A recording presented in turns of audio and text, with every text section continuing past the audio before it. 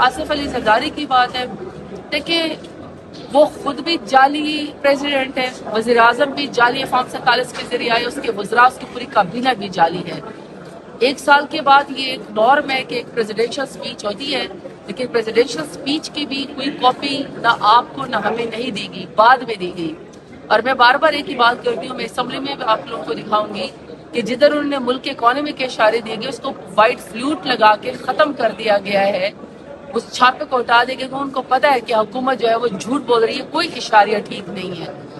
मुल्क जिस तरफ जा रहा है वहाँ पे मेरा ख्याल है कि इस हुकूमत को अब आवाम का पीछे छोड़ देना चाहिए। इतनी नालायक हुकूमत का बोझ ये पाकिस्तान के और पाकिस्तान के लोग नहीं उठा सकते हैं। प्रेसिडेंशियल स्पीच आप जरूर करें, लेकिन कोई ढंग की बात भी करें, कोई मुल्क की बात भी करें।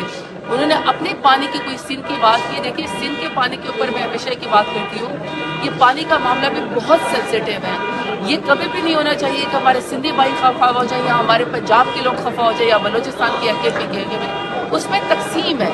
तकसीम में सबको बराबर बिठाएं, सबको उसको बराबर का हिस्सा दें और एक मजीद लड़ाई जो है उसके अंदर ना डालें। बहरहाल फिर कल जो है और आज भी, अब कल तो यूसुफ ताजपुर साहब की वफात हो गई थी, तो आज से प्रेसिडेंशियल स्पीच के ऊपर मेरा ख्याल है कि उमर अयूब साहब हमारे अपोजिशन लीडर बात शुरू करेंगे, तो जो पॉइंट्स होंगे वो आपके सामने आएंगे।